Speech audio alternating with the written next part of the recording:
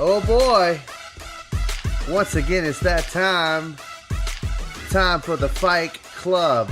Ladies and gentlemen, boys and girls of all ages.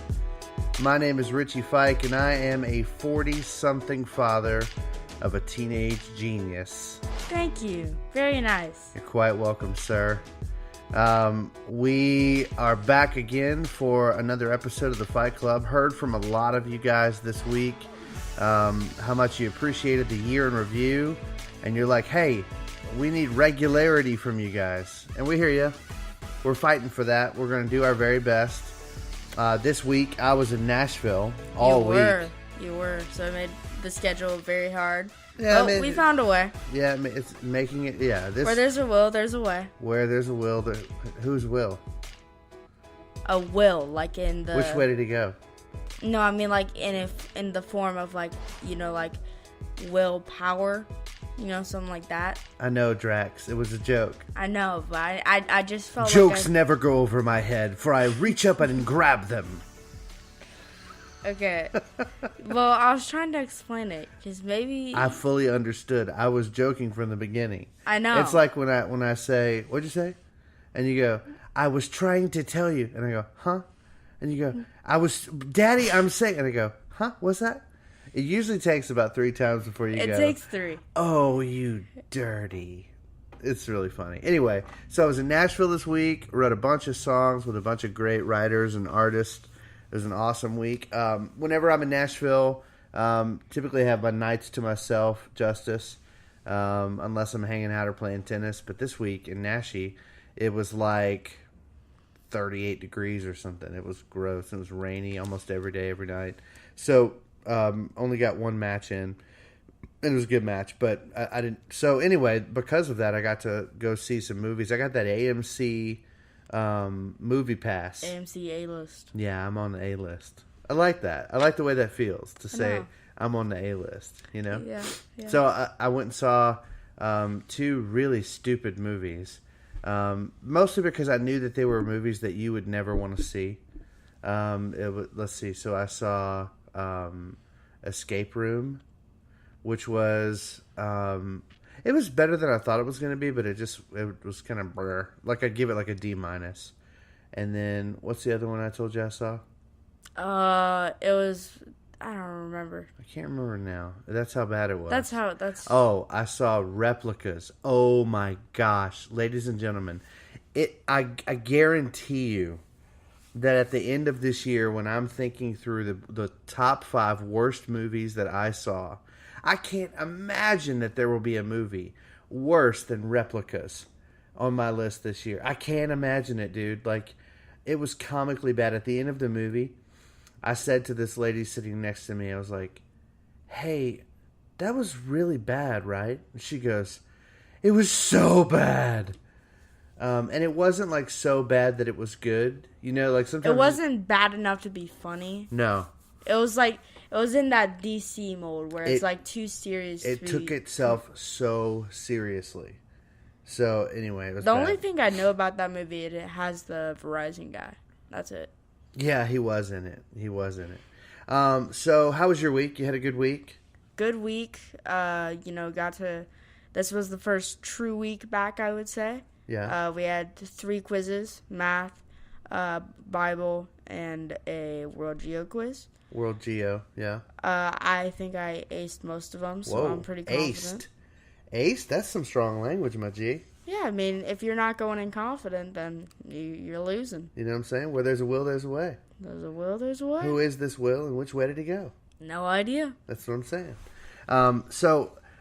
We are excited to tell you that we just literally, we just pulled up into our house from going to see a movie that we both really were excited about. Mm-hmm. A movie that, I think, was it over the Christmas break that we watched Unbreakable and Split, all in one night? Yeah. No, it was near the end. It was the week before finals, I'm pretty sure. Yeah, so somewhere in the weekend, somewhere in December. Somewhere in early December. Yeah. And so Justus had never seen Unbreakable or Split. And so I don't know if it's spoiler or not to say that the movie that we just came back from, a movie called Glass, was a sequel to those two. I don't think that's a spoiler, is it? I mean, I guess it could be if you have never watched Split. Yeah. You didn't stick around to the end. Yeah, I think a lot of people may understand that Glass is a sequel to Split, but I don't think they quite understood how Unbreakable factored into it, you know? Because they only saw the character once. Right. So anyway, without further ado, we want to get into our movie of the week, and the movie is called Glass. The movie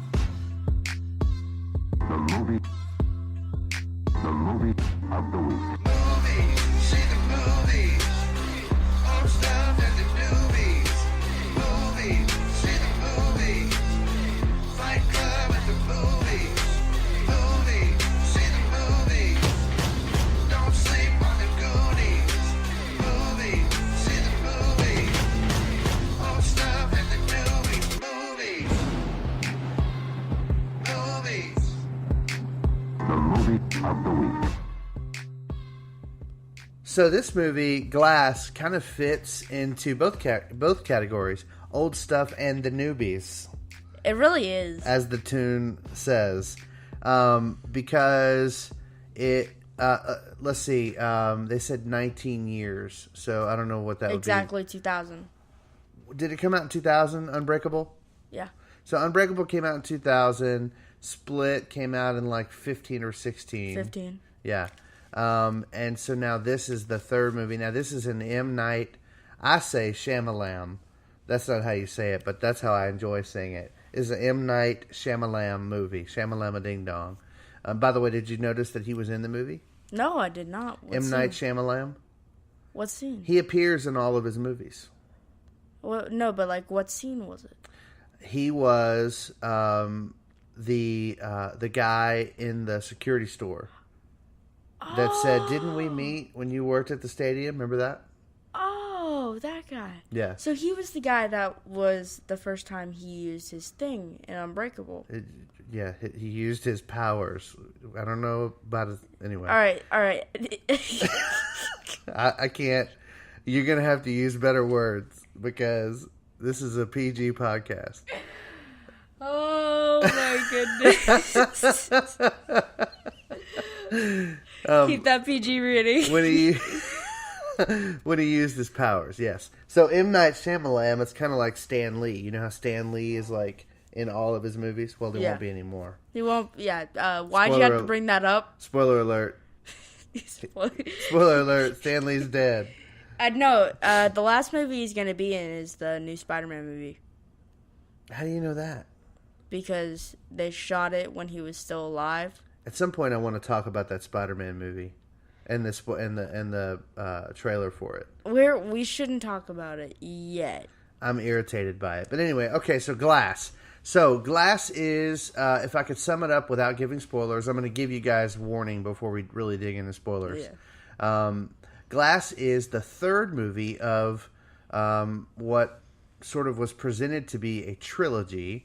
The first movie was Unbreakable, where we meet David Dunn and Elijah Glass. And Elijah Glass is a child from an early age who, at the slightest pressure, his bones would break. He had very brittle bones, and so he spent his whole life kind of in fear of any kind of physical contact because he was very breakable. And he turned out to be kind of an evil genius who went through all of this trouble to create cataclysmic events in order to see if there was another person. He believed that if he was so breakable, there must be someone on the earth who was unbreakable. And so he staged a bunch of tragedies, like the one where he discovered David Dunn was a train wreck. Yes. He derailed a train, hundreds of people died, and David Dunn walked away without a scratch. And that's when Mr. Glass figured out that David Dunn was sort of the yin to his yang, right? Mm-hmm. And then, so they would go all through all this trouble David Dunn begins to believe it. He has a son who is the only other person who knows his secret. And then that movie ends basically with David Dunn deciding that he will, in fact, set out to become sort of a vigilante that seeks to create justice for people who otherwise couldn't get it. So he acts as Deadpool, just without the mouth. Without the mouth, yeah. And it's weird. I mean, the only kind of disguise... Except that he's better than the one in the X-Men films. The only disguise he has is he wears, like, a parka. Yeah. Like, you... I can't tell who that is. Could you take that parka off? Grandpa, it's you! What? Like... Wouldn't you think you'd come with, like, get a mask or some, like, face paint? Well, something. So, here's the thing. His weakness, I don't know if this is a spoiler. Well, we're spoiling Unbreakable because it's been out for 19 years. If people. you haven't seen it by now, you're that's your own fault. Well. You know, his weakness is water. Yes, because the way that he was, the way that his powers were awakened is that he died as a little boy. He drowned, and when they brought him back to life, that's when he became unbreakable. But even still, in his mind, water is his weakness. So if he gets immersed in water, he kind of flails and is scared for his life and nearly dies. Yeah. Yeah. Man should really learn how to swim. That would probably help him. Yeah, I mean, for real, right? Like you would think that in the last 19 years, one thing he would do is take a swimming lesson. I mean, unless, like, you're petrified of water, there's no excuse for you to be 68 and not know how to swim.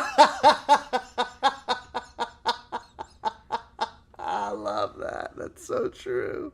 Like, you could at least go wade in, like, a 4-foot pool and then give it a shot, man. Like, dude, it's the easiest thing. All you have to do is just go underwater and paddle. I'm saying.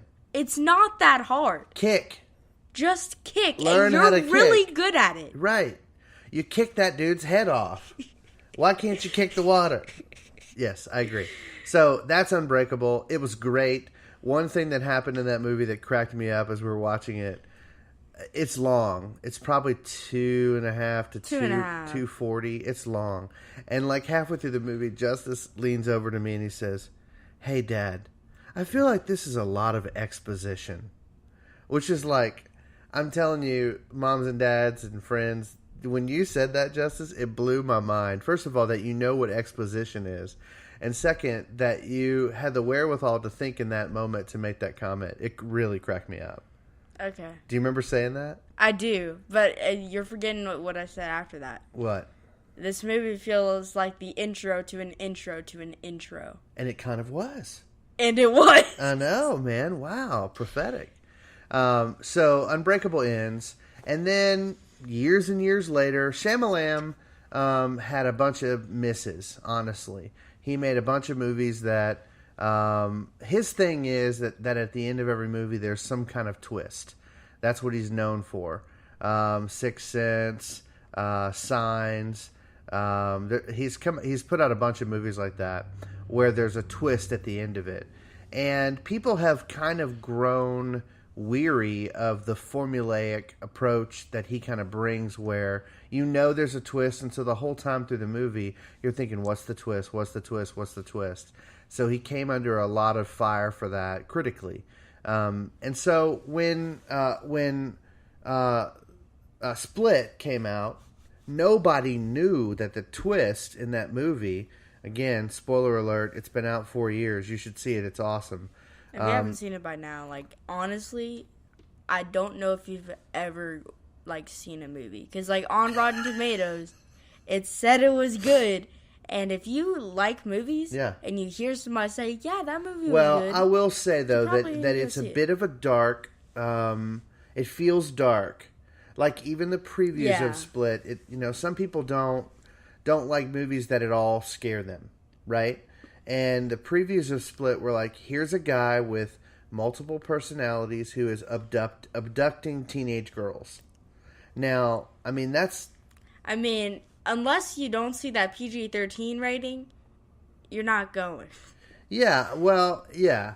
And so, I mean, I could see why some people might have some cautionary vibes about that movie, but and there are some dark things in that movie. To be fair, I think I've gotten in my older age, I've gotten desensitized to some of the things that were in that movie, and ultimately because it had kind of a positive ending, it didn't trouble me as much as maybe other things have. But all that to say, at the very end of Split, which is the story of a man named Kevin Crumb who has multiple personality disorder, and he meets with his psychiatrist regularly, and she is fully aware of most of his personalities. James McAvoy, who is the actor who plays Kevin Crumb, I mean, Great actor. Dude, I don't know how you could walk away from that movie and not go, holy cannoli, that guy's great. Did he win an Oscar or anything? No. And I was telling you earlier, the movie, I think, was panned pretty harshly by critics, but regular people, the fans, really loved the movie. It got really positive fan score and really negative critic score. So anyway, all that to say, the movie is the story of a man named Kevin Crumb who does, in fact, have multiple personality disorder and does, in fact, abduct three teenage girls, which is, in this world of Me Too, and kind of the world. Well, it was before Me Too. I know, but now looking back on it in this world of hashtag Me Too and kind of what we're talking about with like toxic masculinity and things like that. Toxic feminism. No, it's not toxic feminism. It's toxic masculinity, where males have kind of put their foot on the throat of women for thousands of years. And anyway, that's the climate we're living in, where people are becoming more and more sensitive to toxic masculinity. And so because of that, you've got a guy abducting teenage girls. It just, in these times, that's not something that people think is worthy of adulation at all. And I totally get it. Anyway, all that to say, one of the characters that this guy morphs into is, and it's really the point of the whole movie, is that he becomes what they call the Beast. The Beast. The Beast. And the Beast's Beast's job is to purify the earth of the unclean. Which means like all the people that have never been hurt right. in a way. And so that's why he abducts kind of pretty harmless, maybe sheltered, maybe like, rich teenage kids, because in his mind, these are people who have never experienced any kind of hurt or pain. They've been sheltered from it their whole life. And at the end of Split, when the Beast comes in contact with one of these girls, and he realizes that she had in fact been abused her whole life, then he releases her. And he decides in that moment that she is pure. And like there's this weird moment where he's like, rejoice. Remember that? Rejoice, he's you are pure. Remember that? He was trying to be prophetic, but he's half man, half beast. Yeah. So it's really hard to understand his words. But on the real, so in the movie, he's like climbing on walls, like upside down, hanging from the ceiling. He gets shot with a shotgun, and the bullet doesn't hurt him. And the whole point of the movie was that human capacity could potentially grow beyond what we think it could, if the mind tells the body what to do. Like the idea is that the mind is more powerful than the body.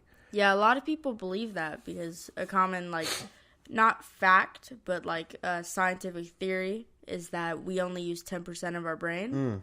So people think if we can unlock maybe even 2% of that, something It's courageous, like genius level. something courageous, or What percentage do you think you use, on a daily basis? No, I mean you can everybody uses 10% of their brain every day. Right. But I'm asking about you. What percentage do you think you use? Out of that 10%, or No, out just of the ever. Out of the 100%. that your mind is capable of, what percentage do you think you use? On a common daily basis, I feel like I work my brain good enough to say 8 or 9. Oh, wow. I feel like the common student would Yeah. say around a 4 or 5. What part of your brain do you think controls the cleanliness of your room? Definitely left side. But there's a percentage that has never been unlocked in your 13 years. I can't figure out what is this percentage that can't quite figure out. Oh, that's a Raising Cane's box on the floor that I just stepped over. I did not. Huh? Okay, That's a ketchup packet. No, that's just sitting in the carpet of my room. Like these are the questions that Split really brings to mind.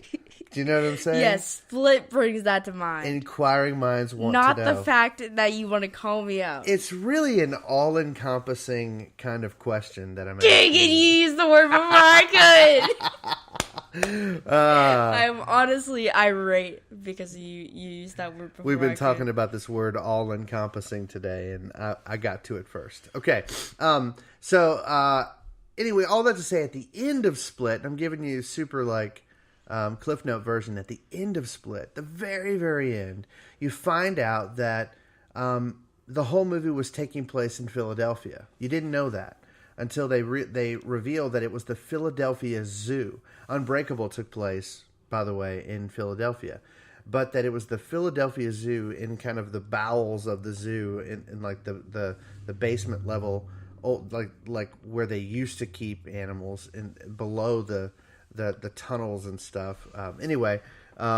You find out that it was happening in Philadelphia, and then they cut to a diner scene where there's a TV in the corner, and everybody's looking at the TV because this girl who got released, the girl that was purified, is telling her story about having been abducted by the Horde, which is that's what the multiple personalities call themselves. They are the Horde.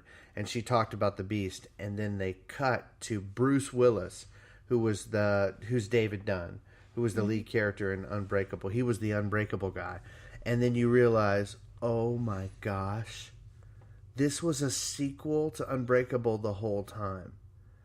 And you didn't know it. See, here's the thing. For me, I didn't get that shock. Because when I watched it, it was like, yeah, now we're going to watch the sequel to it. I know. I wish you told me 3 days later, hey, I want you to go watch I want to watch this movie with you. Instead of going, let's go straight into this movie. You didn't get the same joy. But also, you weren't really alive when Unbreakable came out. So, Yeah. And we were talking about watching all of it in one night. Because I told you how excited I was about Glass, and because the preview once you had come said out. that, Anyway. once you said that, it was sort of like You didn't get the same shock as a lot of us did. Yeah. People who saw Unbreakable loved Unbreakable, and then went and saw Split because we still ride for Shyamalan, and then he absolutely delivered. So, anyway, that was really cool when that came out, and then when the preview for Glass came out, I lost my mind because I was like, dude, that is incredible. That's going to be so good. And we just saw the movie, and so give us your impressions of the movie Glass. Now that I've totally set up for 20 minutes, sorry about that, for 20 minutes what Glass is and why it's so good. Tell us, Justus, what you thought of the movie. So, Without giving spoilers. I'm going to keep it completely 100. If you do not go into this with a certain mindset, you will be disappointed. Oh. So if you don't have a mindset of working your brain for 2 hours and 30 minutes of trying to understand everything, Because it was complicated? you will be severely disappointed. Wow. There will be one scene where you're like, that's amazing. There will be a couple scenes where you laugh. You're saying if you went into it thinking that we're going to see a lot of fights between between the Beast and Unbreakable, You will. like if that's what you thought you were going to see, There is a couple of fights. I'm not going to say how many. right? And I needed You that. just said a couple. Yeah, like multiple. A couple means two. Okay, but in modern times, we say a couple as two or more. You would say few. All right, So a a few. couple is two. You can only have two people in one couple. A husband and a wife is a couple. Okay, That's a two. few. A few. There's a few fights. Do I get the Stroop Award since I just taught you something? No. Dang it. All right. Are you happy now? What? You're smiling. I never get the Stroop Award, but it hurts my heart. Well, Keep yeah. going. Okay. Keep going. So I hear what You'll win it one day. Don't Thank worry. you. Thank Don't you, worry. Come on, help me, Jesus. Help me, Lord Jesus. Help me teach this child something. Okay. All So right. And so it really is expectation. If you go in with a certain mindset, it's going to be a super fun movie that you love. what was your expectation? So my expectation was a thorough movie that had a fantastic story and one thing that I'm like, whoa. And did it do that for you? Yeah, Yeah. it did its purpose. Okay. But the thing for me is, if you don't go into that mindset and be like, yeah, we're going to see blah, blah, blah, and blah, blah, blah, then you're going to end up being disappointed. Oh, wow. Because there wasn't blah, blah, blah, and blah, blah, blah. Well, certainly that little girl that was sitting on the row right in front of us was highly disappointed. Yeah. There was a teenage girl that apparently is in love with the Horde. Right? It's weird. Every time Hellwig made a joke, every time Patricia showed up, right?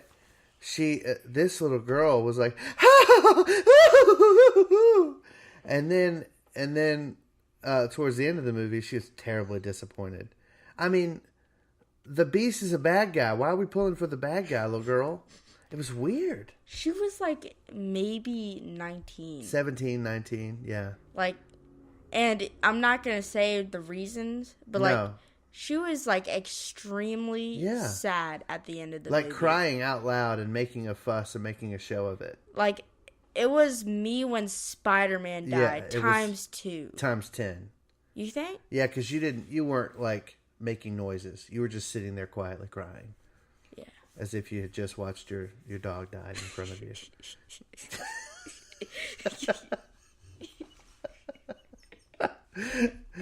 Oh gosh, I'm never gonna. And then all You're of those. never gonna let that then down, all of dude. those tears led to wrath and anger and violence.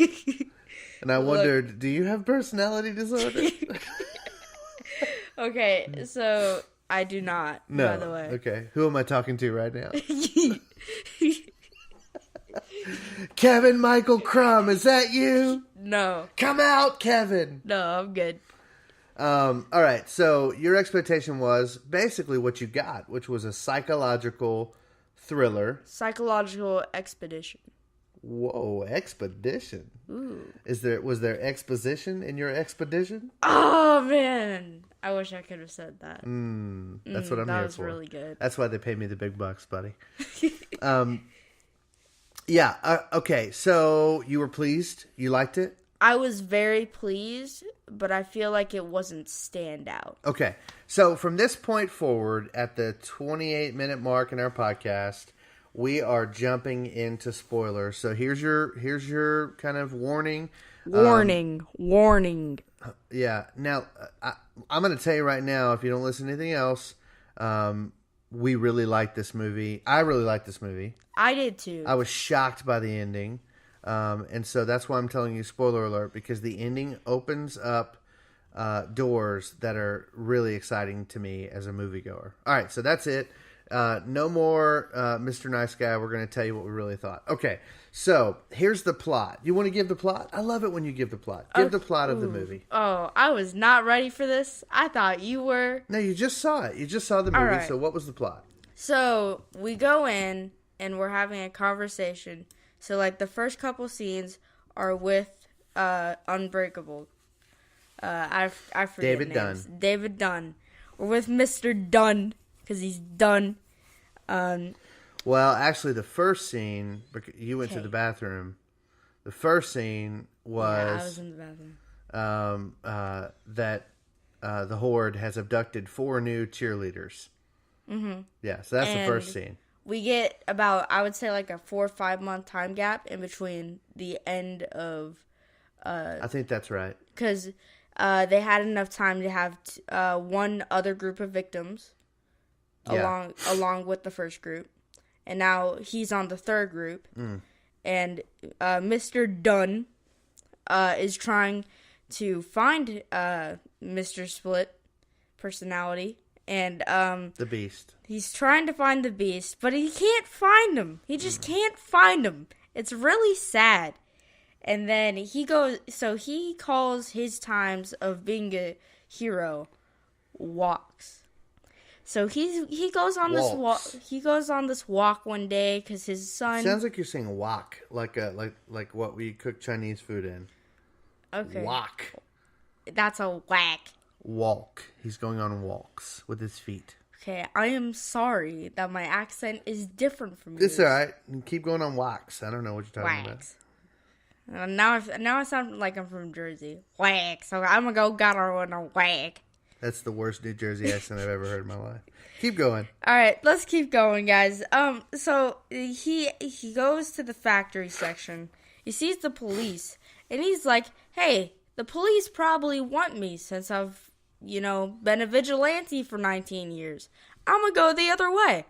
So he goes the other way, and then he just so happens to run into Mr. Crumb, because I forgot the first name. Kevin Crumb. Kevin. Hi, Kevin. How you doing?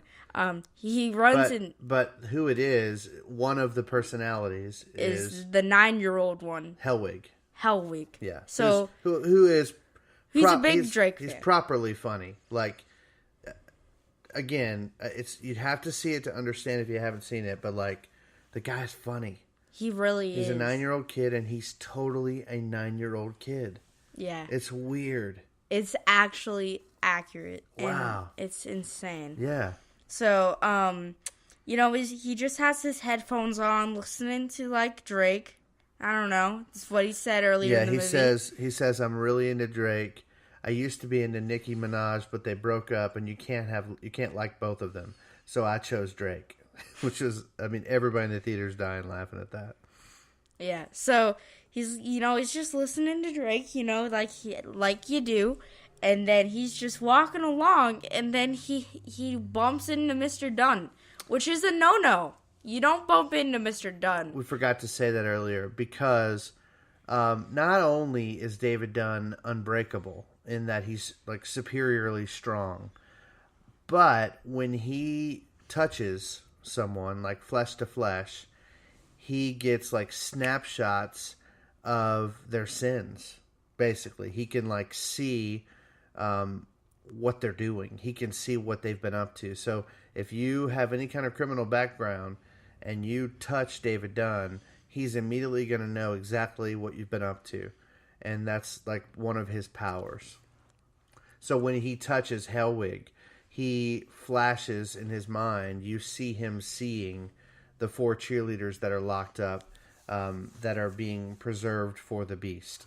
Yeah. And so he calls up his son and is like, "Yo, son, I'm gonna go save these 4 girls." And the son's like, "Okay." Yeah. The son's sort of a boring character. So they do that. He goes in there. Not like our relationship. Not like our relationship. Our relationship's the best. I'm the boring character in our relationship. That's That's not necessarily true. okay. So you're just gonna accept that? You're not gonna like say, no, I think we're both boring or something like that, or we're both No, funny? because I'm boring. So what does it matter? You're not boring. You're hilarious. I don't know why it even matters. I know you're lying right now, and I don't accept you're lying. I'm literally making myself fall asleep. I noticed. It's not boring. I noticed. All right, keep going. All right. Yeah. So he goes in there, saves the 4 girls, and then boom, Beast. He's a beastie boy, and he shows up out of nowhere and is like Beastie Boy. and he shows up out of nowhere and he's like, "Hey, I'm going to throw this table at you." Right. So you said that there were a couple of fights. Yeah. I think you're right. There were 2 fights. Yeah. That's all there were. That's why I said a couple. Right. Pre. But then you had to point out that there was 2. Well, that's so what I a had couple is. You should have just let me have it. Have you ever seen 3 people that said to you, "We're a couple"? Yes, it's called a third wheel. No, that's not a couple. That's a Okay. trio. Yikes. That's a trio. It's a trio. Right? All right. Well, sorry. I made a grammatical mistake. Stroop Award. It's coming my way. No, it's not. You see, the way you teach is by pointing out the mistake. That's right. That's what a teacher does. All Okay. right. So, who did you think was going to win that fight? I mean, I thought just like from what you see in the trailers, I was sort of expecting interference from someone. Yeah. But I wasn't expecting what happened. So we have the fight, and then Mr. Dunn, we'll call him that, brings both of them out of the window. So I'm like, oh, he's got this, because his bones don't break, but the beast's bones, they might break. You never know. Right. But then Even though a gunshot didn't hurt him. Yeah. But then They're pretty much equals. Like, their powers are pretty much equal. yeah, that's something I've noticed. It's I just, feel to like me, the like- power is very similar, but the way that they got the power is different. And how they use it. Because the beast is angry. Yeah. Like, he's like snarling and angry. And You can see his David veins Dunn is popping. very still. He's very calm. He's very docile. But he's just like the strong, quiet type, right? Yeah. But anyways, they get caught by the cops, fighting. Yes. And they have to go to this mental facility for people with a disorder that think they're superheroes. And that's when we meet the doctor, who I can't remember. What was the doctor's name? I don't know. Dr. Redhead. We'll go with her. Dr. Redhead. It's the actress is Sarah Paulson, who I really like. I've liked her since Studio 60 on the Sunset Strip, which is an Aaron Sorkin show. She did really good in this movie. She's very good. And let me fast forward us to the end. I'll do like the cliff notes in the middle. She spends the bulk of the movie attempting to convince David and Kevin and Mr. Glass. This is where we come into contact with Mr. Glass. Yeah, Because pretty much. But other than that, Mr. Glass fancies himself something of a mastermind. He believes that he is the person that steps everything into order. Right. And we find out that, in fact, he kind of was. But we'll get to that in a minute. Insane. So they spend really about an hour of the movie. If I had one criticism, I would ask them to kind of tighten that middle section up. I didn't need to see the scenes with him in the water and the dude where he's like standing straight up, like blocking the light. I didn't need to see that. Yeah. There was a couple scenes in there that were not necessary. It felt like we were watching the extended version. Yeah. One thing that I thought was cool, somehow they figured out that anytime the Beast would show up in the little, basically, prison cell that Kevin was in, when the Beast would take the light, which is what they say, they use the language take the light to mean, basically, they're at the steering wheel of the personalities. So when Patricia shows up, she's got the light. When Hellwig shows up, he's got the light. When Kevin shows up, when the Beast shows up, he's got possession of the light, the control of Kevin's body. And what they do is they have these big giant flash bulbs, and anytime the Beast shows up, they flash bulb him. So he has to go back, and somehow that turns him back to one of the other personalities. I don't know how they knew that, because I don't remember that from Split. Do you? I feel like it was something that was found in the 2 months. I don't remember Or that. like 5 I don't remember months. that in Split. But anyway, so that's one of the things they do. And for David, they keep basically water torturing him because they want him. What they're trying to do is convince these guys, look, you're not all powerful. You're not. You don't have superpowers. You have a frontal cortex problem in your brain that is tricking you to believe that you have superpowers, but you really don't. In actuality, honestly, you're crazy, and we want to help you, right? I mean, that was kind of what she was trying to convince them. But they didn't really help him. That's the thing. Well, the only thing that could help them was if they could recognize, oh yeah, I am crazy. I need help, and that's what they were trying and to. then get the surgery. And get the surgery to alter their mind in order to basically take that away from them. And that was what they were trying to convince Glass, David Dunn, and Kevin Crumb, that all three of them, guys, you don't have superpowers. You're just crazy. And we want to help you.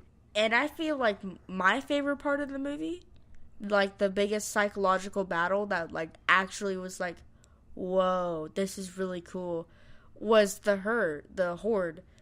Everyone in the horde was like questioning what's happening. Like, do we stick with the beast? Do we leave? I mean, one of the guys that in Split was like one of the main forms of the character. Yeah. What decided, yeah, I'm gone. I'm not dealing with this. He basically said, I think the doctors are right. I don't feel like the beast is the way. And we figured out at the end of the movie what that was all about. So, anyway, all that happens. Meanwhile, Mr. Glass isn't buying any of it.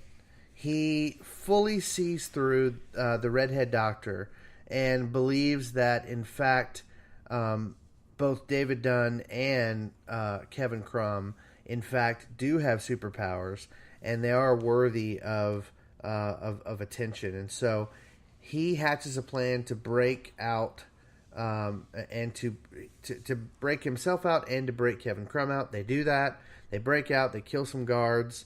And then he tells David Dunn, we're going to go blow up this building.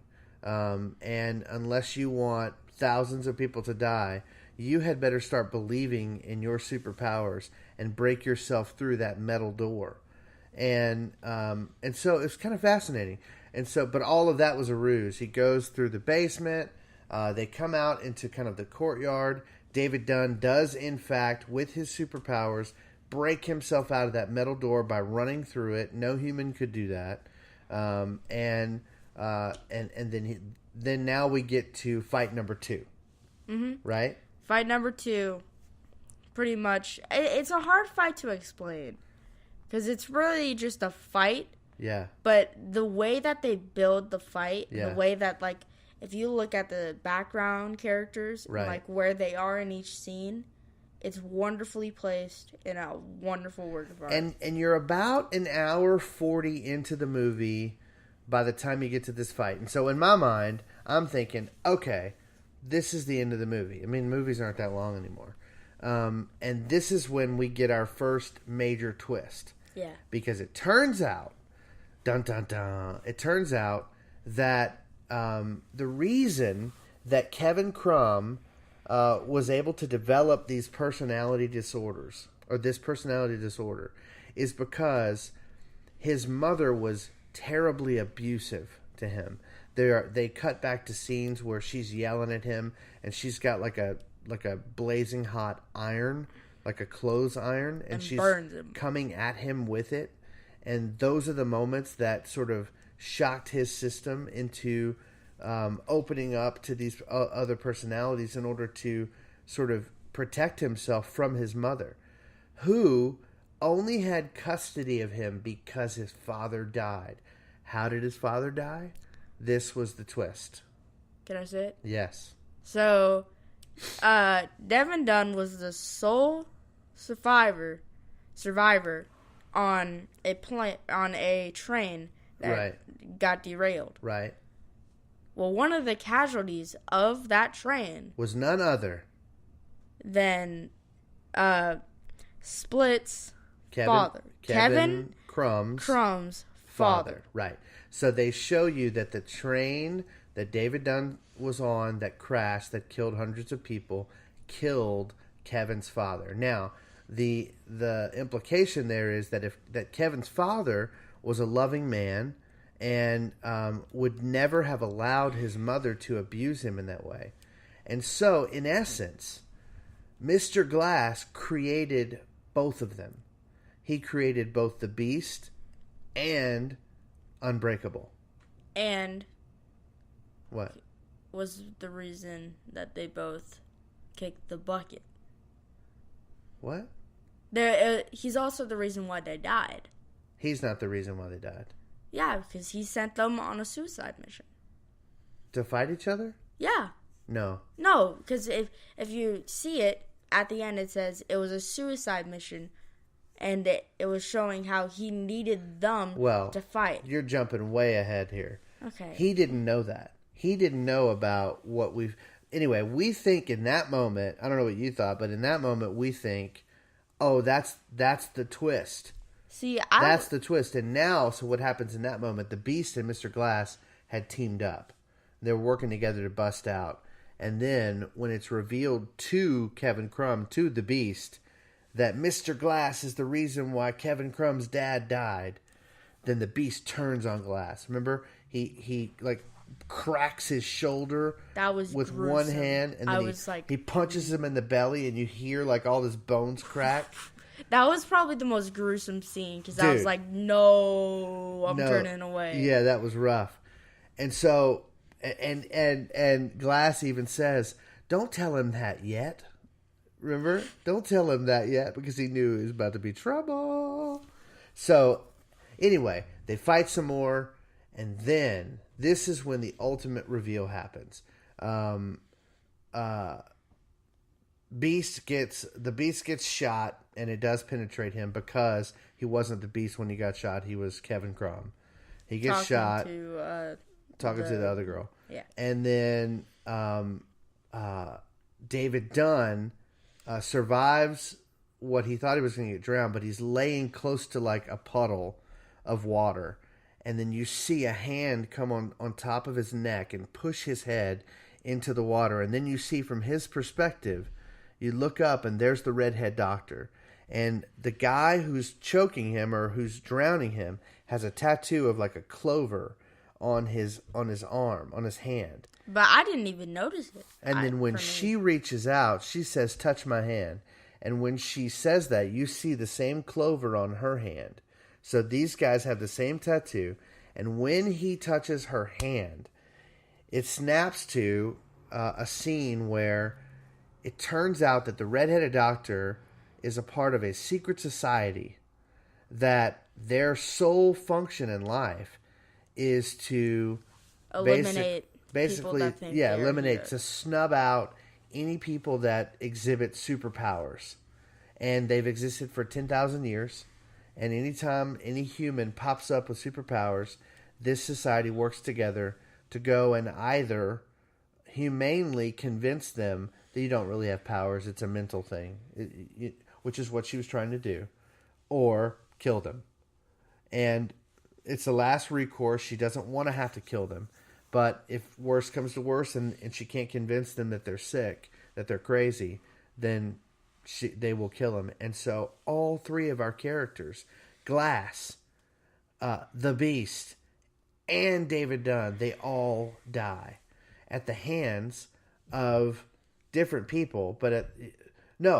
So Glass dies because Beast kills him, right? Mm-hmm. And then Dunn dies because the Secret Society guy kills him.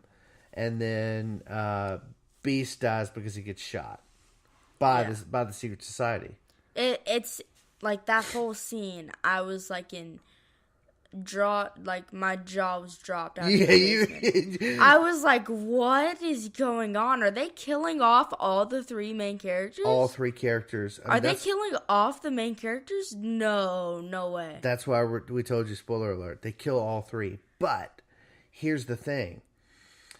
What we didn't know is that Mr. Glass, in his all-encompassing knowledge, how you like that? Oh, you used it again. His all-encompassing knowledge of the world and how it works had streamed all of the things that have happened in the movie, all of the crazy supernatural, superpower moments. He had streamed them all to his mother's computer and tasked her with the job of telling the world about these two superheroes because they need to know. And so that's how the movie ends. The movie ends with the Secret Society realizing, oh no, we have a problem on our hands, because now the world is going to see that humanity can evolve beyond the constraints of normal humanity into superpowers, superheroes. The comic books were right. You know what I mean? And so not to the full extent. Not to the full extent, but the comic books were right. That there were mutants, there were heroes, there were superheroes on the earth. And so now what that does is it sets up limitless possibilities for us to find out more about this Clover secret society, for us to find out more about what other superheroes might be living in the world who, because they see this video, instead of thinking that they're crazy, they might think, oh my goodness, I was right all along. Yeah. But another thing that I thought was really cool was one of the characters, I'm forgetting what the character's name is. She said, at the beginning, Superman couldn't fly in like the comics. Yeah. That tells me something's about to happen where some of these characters get insane powers. Right? Like if you say that, like if you're gonna do another like movie off of this, which Yeah. I'm guessing 2022, 2023, my graduation year, there'll be a movie. I hope so. I really thought that ending was so creative, so clever, such a world building. Oh my goodness! And I love world building. Yeah, and like that's one of the most accomplishing things that I feel like a movie franchise can do. Right. It's one of the only things the MCU hasn't done, if you ask me. Huh. I was like, oh yeah. Yeah, because the possibilities are just super. They're limitless. World building allows me to be imaginative, right, and be able to put myself into whatever universe. Yeah, like if I'm just like in a daydream, I could be like, that would be cool. It gets your wheels turning.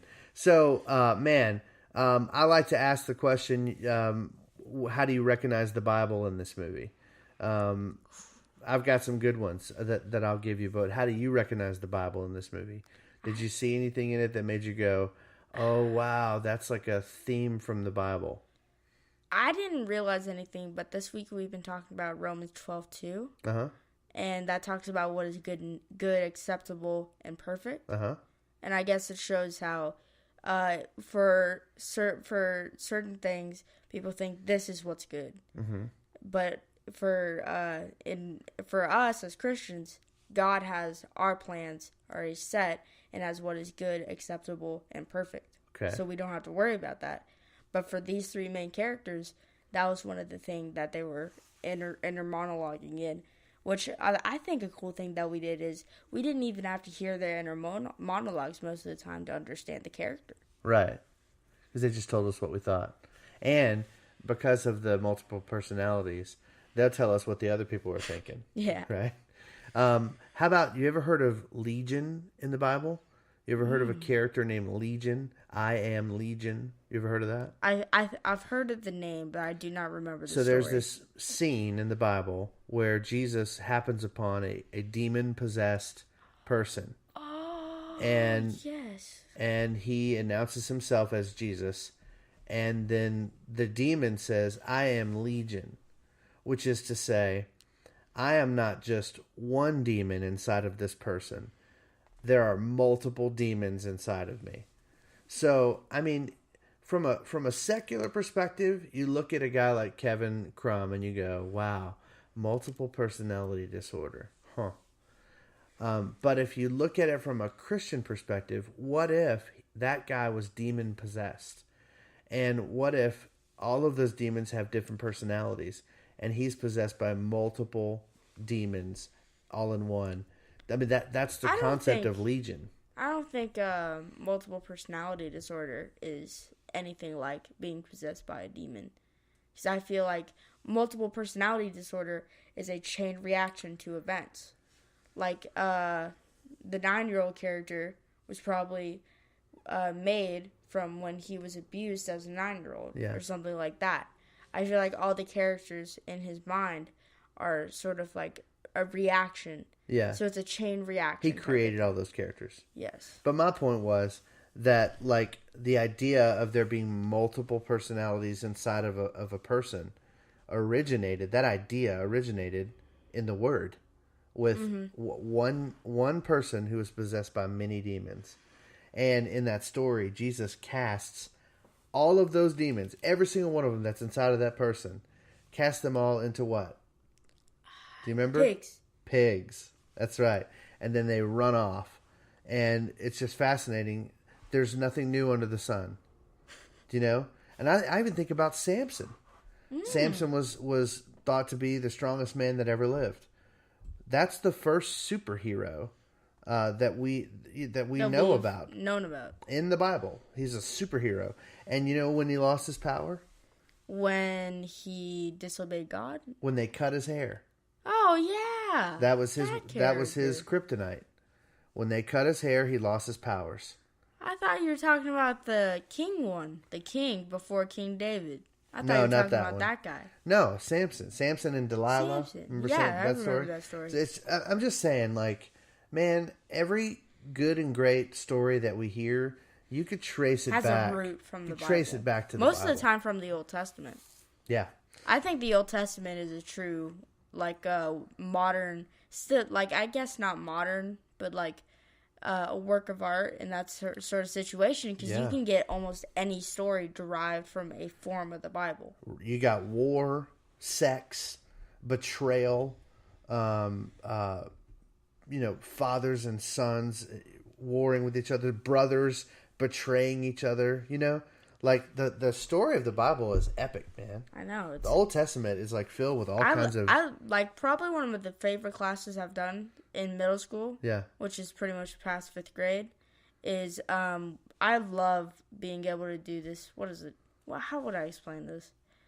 Like, I guess learning about these stories. Yeah. Because we did New Testament this year, and it was sort of more like learning about stuff Theology. that we already knew, and like the theology of Jesus Christ and Paul. Mm-hmm. So it was a lot easier to understand. Yeah. So I think the Old Testament was more interesting to learn. It's exciting, man. It's exciting. All right. We have talked for, almost an hour about this movie. I know. That's awesome. I think we might have to cut this into 2 parts. Nah. Love it. Okay, so what grade? A scale of 1 to 5 Fikes. How many Fikes do you give it? 4 Fikes. 4 Fikes. Man, I would have given it if the last twist that we saw was the little nugget about Kevin's dad being on the train, and then they fight and then it's over. I would have given it like a 3. Yeah. But because of the secret society thing, It and really the opened doors up that the it story. opened, I'm like, bro, 5 out of 5. I'm proud of you. That was awesome. Like, I was so pleased with the way the movie set itself up and the way it turned on a dime and shocked us all at the end. My jaw was open too. So I give it a 5 out of 5. So go see Glass. If you haven't already, I don't know why you listened to all of this. But if you did see Glass and you agree with us, or you totally disagree with us, and you're like, dude, what movie were you watching? Then, email us at thefikeclub at gmail.com. Or you could always tweet us or Instagram us. Everything is The Fike Club. You can find us all over those places. So without further ado, we're going to dig deep into some boss moves, some Stroop Award, and some questions. So let's keep this train rolling. Boss moves.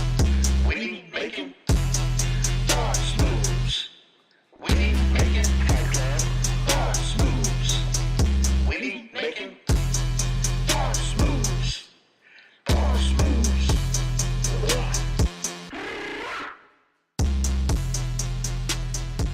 Long-term listeners of the Fight Club know that Justus Fike is the future general manager for the Denver Broncos, Nuggets, Rapids, Rockies. Rapids, that's not a team. It's the Avalanche. There's a Denver Rapids. I think they're like the WNBA team. Maybe. Anyway, you are the future GM of one of those teams. And so every week on the Fight Club, we talk about kind of the rumors and rumblings and moves that some of the GMs in the leagues have made. Exemplary moves. Yeah. Terrific moves, bad moves. And just kind of see what you're noticing as you're studying your future brethren and opponents and see how they're moving in the world. So take it away, Justus. What is this week's boss move? So this week's boss move is more of a player move instead of what a general manager did. So if you didn't hear, earlier this week, 2 major quarterbacks transferred from their schools. Jalen Hurts was the notable transfer. He transferred to Oklahoma. And Tate Martell from Ohio State transferred to Miami. What? So Tate Martell, was he like second string? Third string? He was supposed to be the guy for Ohio State after the Dwayne Haskins era. So why did he leave? Because Justin Fields transferred to Ohio State. Oh, that's interesting. That's really interesting. Man, the quarterback moves in the offseason of college football is fascinating these days. This wasn't a thing that happened in years past, but in the last 5 or 7 years, it's like graduate transfers and just mid-season, I'm out of here, I'm going to go play for somebody else, transfers. Like Kelly Bryant this year. He's now with Missouri. Yeah, it's happening a lot more than it ever was before. I don't know what to make of it. I mean, as an LSU fan, I sure appreciate it because Give us our quarterback. Where would LSU be without Joe Burrow this year, right? We would have had Miles Brennan, who would have struggled a bit. Yeah, he's too thin. I don't know if he's ever going to work. I don't know if he's ever going to eat. He's real skinny. He should really come to the Fike family and just eat with us for a week. So what do you think Jalen Hurts is going to do at Oklahoma? Well, here's the thing. The standard is Heisman. If you're not a Heisman right now as a quarterback for Oklahoma, you're a failure. Because they've had back-to-back Heisman winners. So if he doesn't live up to that, it's going to be bad for him. But if he lives up to it and shows that he is, like, the real deal, he's going to be a top 5 pick. Or, like, a top first, second round, third round, first 2-day pick. And who is their second string? Who do they have waiting in the wings? They are recruiting the number 1 quarterback in this year's class, Derek Stingler. Right now, he goes to a very prestigious school, so he can't do spring training, and that's why they were trying to get Jalen Hurts. Who will have a better career, Stingley or Stingler? Derek Stingley. Stingley? He's guy. he's probably. You remember what they were saying for Patrick Peterson? Yeah. That's pretty much the minimum of what Stingley can do.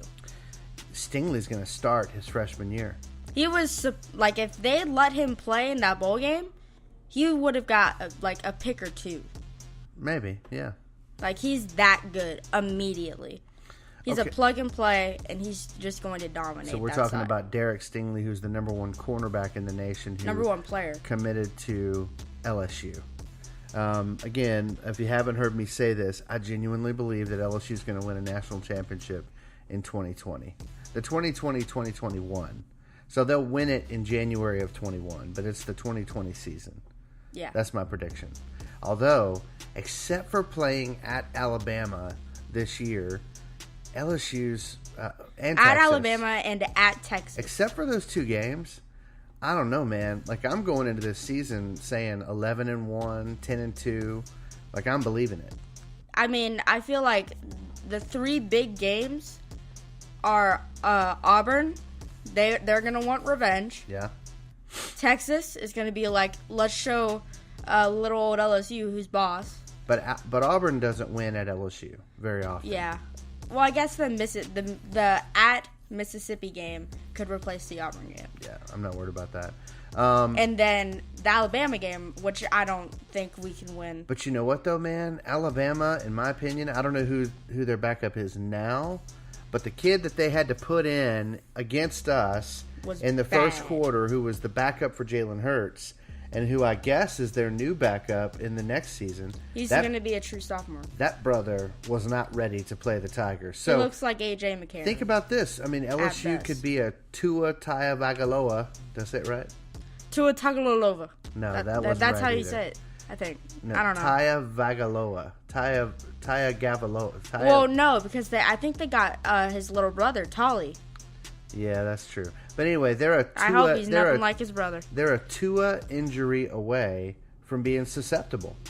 And I feel like the biggest threat is a junior year Trevor Lawrence. Wow. That's a scary thought. Yeah, that's true. I'm worried about Trevor Lawrence. But maybe all their defensive guys will be graduated by then and we'll be in good shape. All of the defensive line is seniors. Wow. Yeah. Like, they're leaving right now to the NFL. So I don't really think that this had anything to do with boss moves.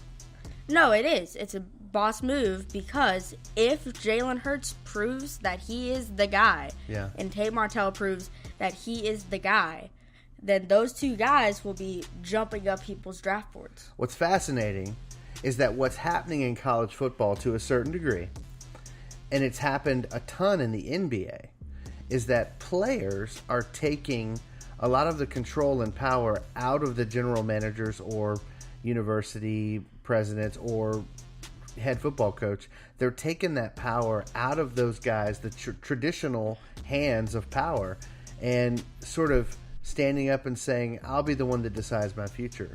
And so Jalen Hurts kind of made a boss move for himself, and he decided, I'll be my own boss, and I'll go to where I want to go. Yeah. Which is fascinating. I think it's not fascinating. I think he should have done it last year, but he wanted to be a graduate transfer, and I completely understand.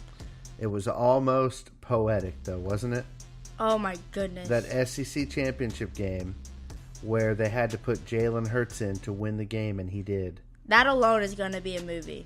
You think? In like 20 years. It could be. Well, I think if they had won the national championship, then for sure. But they got blowed out. Yeah. Hey, can we talk about that just for a second? Because it makes me happy. I mean, it really does.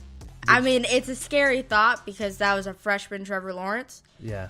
I mean, right now, I've seen enough to say, if I have the number 1 draft pick, I'm taking him. Trevor Lawrence. He's like, it's not even an option. I don't care if he comes out this year, next year, or the year after that. Number 1 pick. I'm going to give you a hot take about Trevor Lawrence. You ready? What? Trevor Lawrence was made to look terrific by his wide receivers. Trevor Lawrence has about half the accuracy of Tua Tagovailoa. Well, here's the thing. And those wide receivers, I think one of them's name was Frazier. Is that right? No, Ross.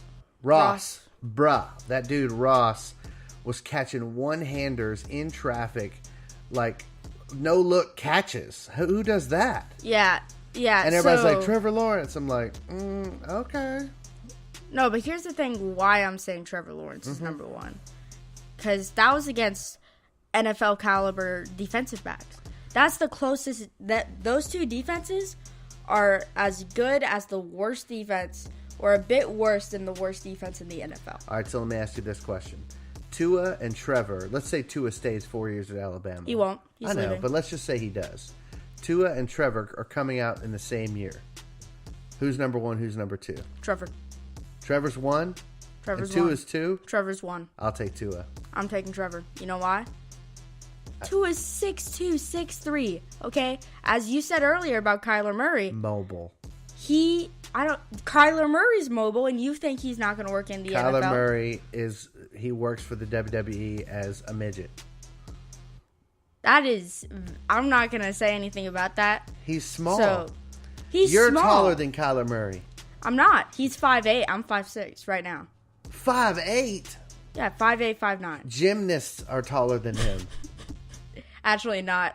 Simone Biles is 4'9". Do you know how tall the offensive linemen are in the NFL? They're 6'8". So that's the same thing with. Hey guys, could y'all get down a little bit? I can't see the receivers. That's the thing with Tua though. He's short. So if you're gonna make that same thing about Kyler, 6'2" is not short, my G. That's short. I mean, Trevor Lawrence is 6'6". How tall is Drew Brees? 6 foot. That's right.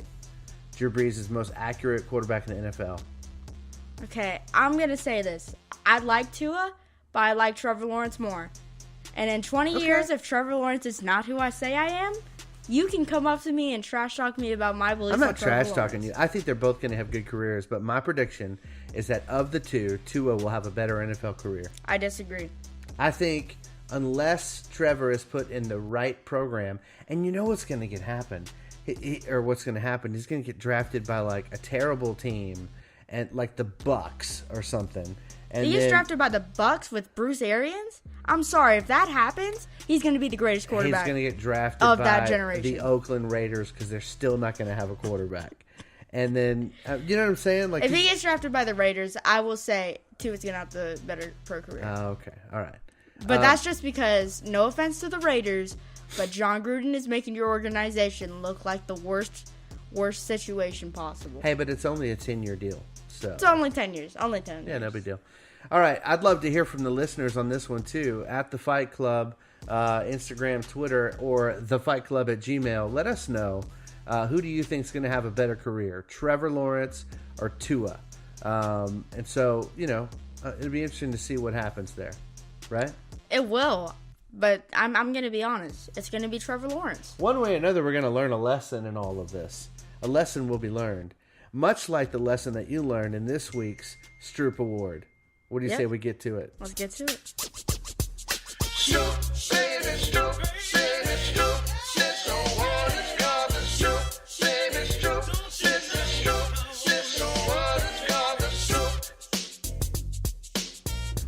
Yeah! You good there? I love those background. Yeah! That's my favorite part of I it. feel like you might need to go to the doctor. I think your brain is having an aneurysm. It's the sound you make when somebody steps on your toe. Yeah!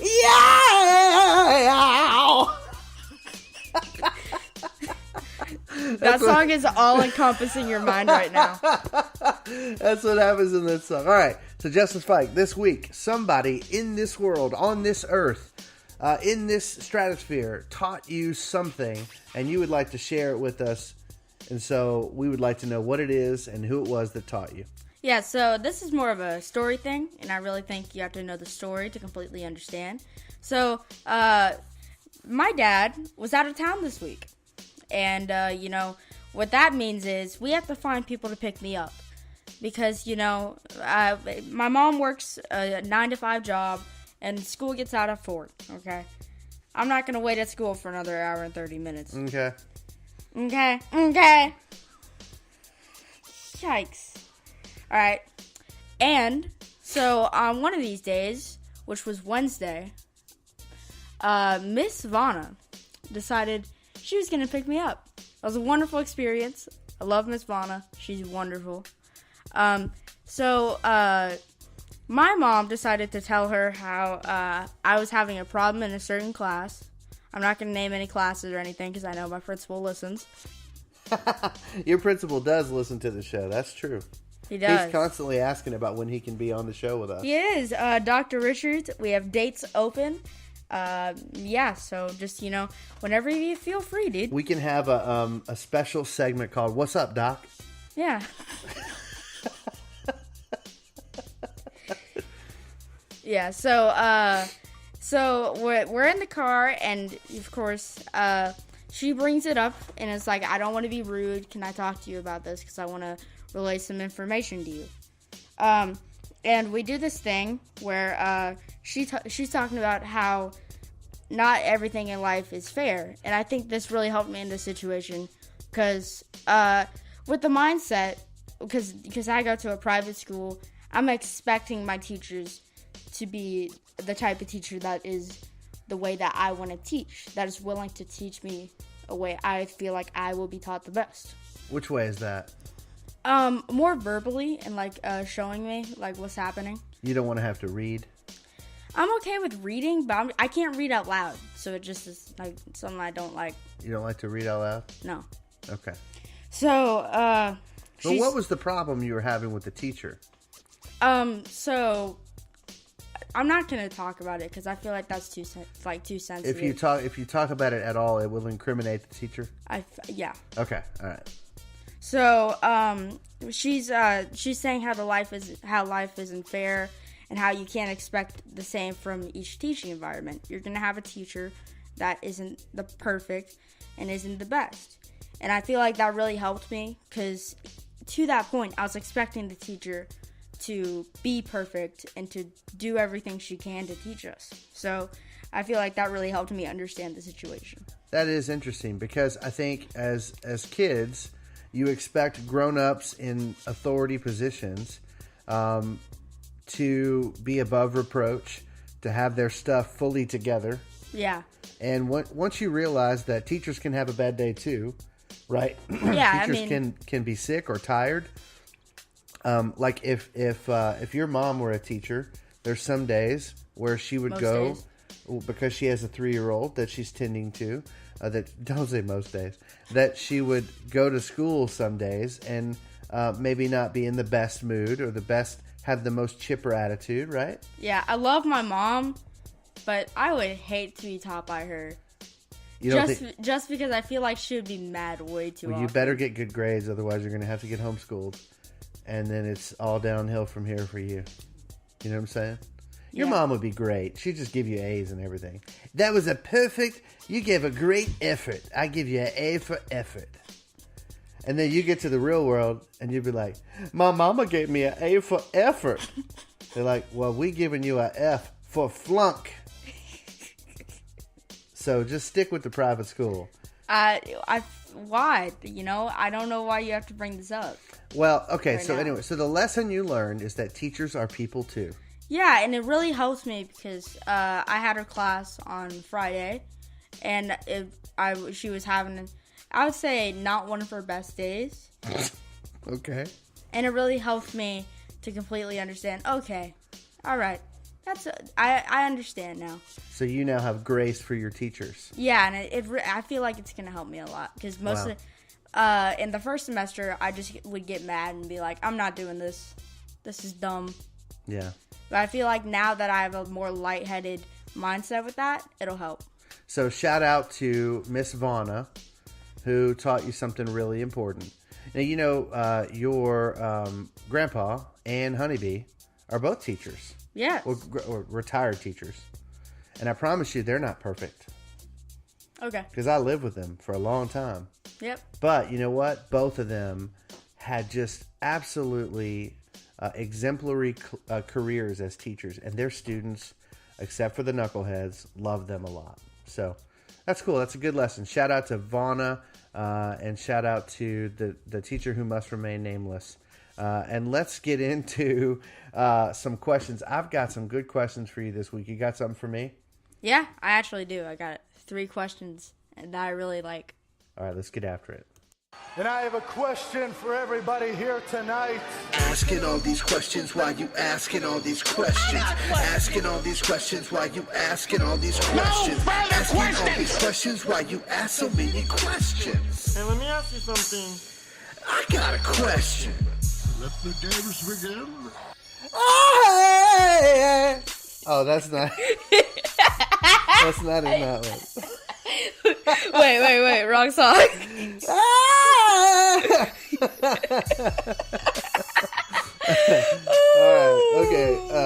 All right, you go first, brother. What are your questions for me? All right, so I'm gonna go with my least favorite one out of them. What is your favorite restaurant? Like that's not like fast food. Ooh. Well, man, I on the earth. On the planet, in the past, I would say year. Man, it's hard to beat the Chimes in Baton Rouge. It's hard to beat the Chimes. I think I've had almost everything on their menu. Not all at once, people, okay? But yeah, I think I've had everything on their menu, and it's all really good. You remember Lawson? Yeah, I love Lawson. His mom did catering or something. He has like a giant discount for Dude, Chimes. he had every month his mom would give him like a $200 Chimes gift card. Like that's insane. And he was skinny. I was like, I would not be skinny if I had a $200 Chimes gift It would card. I would tell my mom, "Hey, I don't want to become fatter than I already am. Yeah. Please stop." Lawson's awesome. Hey, shout out to Lawson. Shout I out love to that Lawson. dude. We All miss right. you, bud. This is a question that kind of helps me to tap into what you're digging on right now.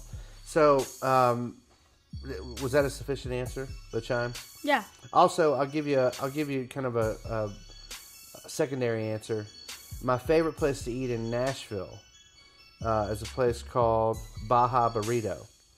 And they have the very best brisket burritos on the earth. Oh my gosh, it's so good. Do they have noodles in Nashville?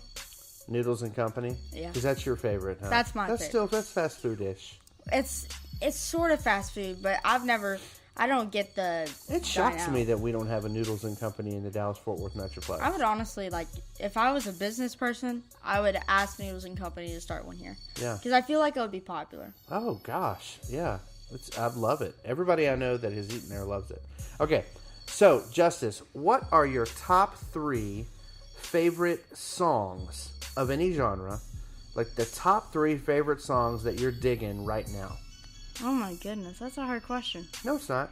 You could look at your top 3 most played songs on your phone, and it'll tell you which ones you're listening to all the time. But you know, right? You know what your top 3 are. I actually don't know.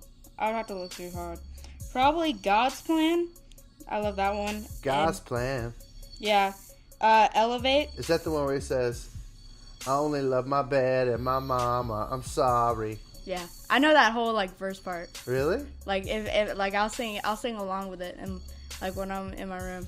What do you like about that song? I don't know. I just like liked it a lot because me and Fred found it and we both liked it. Oh, that's a sweet Fred moment. All right, so Drake, God's Plan. My Own Thing. Is that Chance? Yeah, Chance. I love it. I'm fitting to buy a ringtone and let the phone ring. Yep. Yeah. Okay. And then probably I would say 65th and Ingleside or Workout. 65th and Ingleside. Those are probably my 3 favorite that I listen Man, to. you got good taste, dude. I like I all do. 3 of those songs. I have a bunch of songs on my playlist that I just like skip most of the time. So I just put like a full album. I listen to the album and then I like delete the ones that I don't like. That's cool. All right, That's good. what I do. All right, what's your second question? Ooh, let me get back to my notes because you just made me get off of them. So my second question is, what was your first like actual job in the real world, not in college, Not in or high school? Oh, well, I worked for Woodlawn High School. Oh, that was your first job? I mean, I would say that it was my first like real job. I mean, I worked in like restaurants.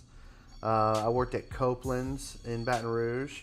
I was a waiter, a busboy, a cook, a host, a shift manager. I did everything at Copeland's. I loved working at Copeland's, so that was cool. And I worked at J. Alexander's, which is another restaurant in Baton Rouge.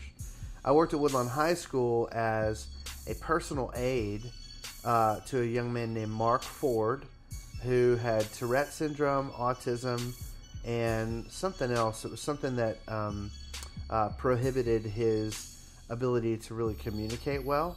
Like he spoke in very short sentences. And I worked with him for like a year and a half. So that was cool. There's a lot of funny stories about you. A lot of funny stories, yeah. Mark Ford, what a sweet guy. That's good. That was, yes, that was, but I mean, my very first job was McDonald's. Yeah.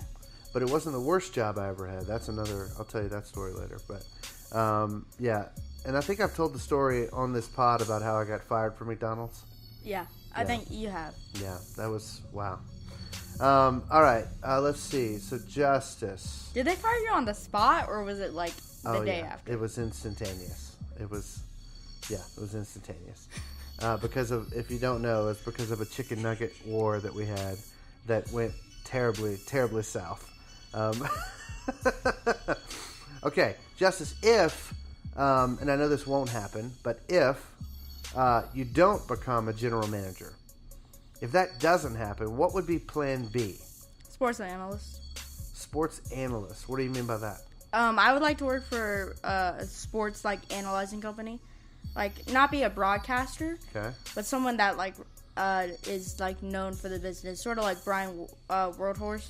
Windhorse? Well, he's a reporter. He's a reporter. Like that's what I'm saying. Sports analysis. That's the second one that I would want journalist, a sports journalist. Yeah. Wow. Because I think that would be fun. That was my original major at LSU. It was? Yeah, mass communications. Were the classes any good? Yeah, I enjoyed it. Yeah, it's good. All right, your third and final question for me. All right, least favorite family trip from when I was a youngin, or a really youngin. Whoa. Least favorite family trip that we have ever taken as a family. I guess there was probably a beach trip that I didn't like that much.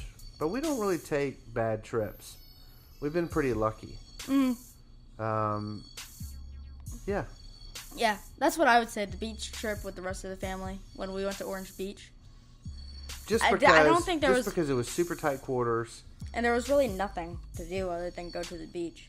Went to the beach and they had the racetrack. Yeah. The racetrack. We did. We went to the racetrack, and that's the only I liked thing I it the remember. second time we went because remember you and me and Wyatt went and saw the that we went and saw that movie Pacific Rim. Yeah, Pacific Rim. I hated that movie when I first saw it. You I was liked scared. it. You walked out of there fired up. All right, third question. Right now, as a 13-year-old, what's the worst movie you've ever seen? Oh my goodness, you're gonna put that one on? Worst movie you have ever seen?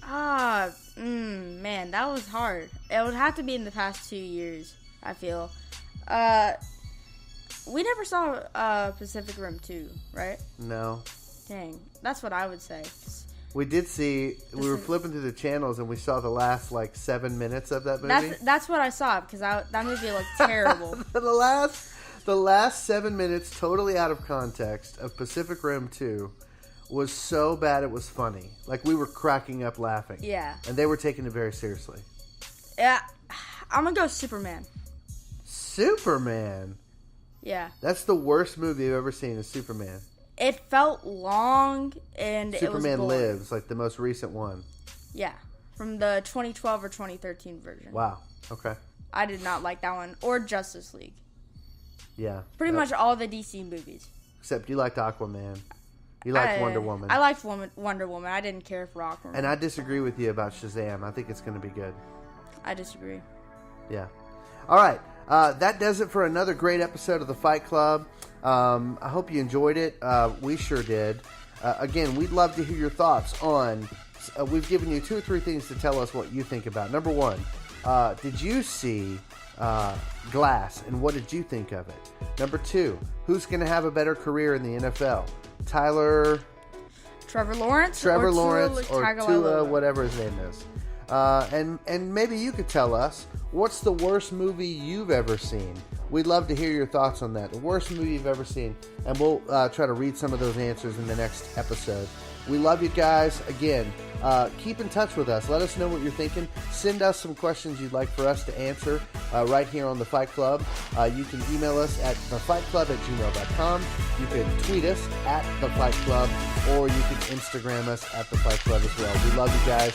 We'll see you next time. Peace.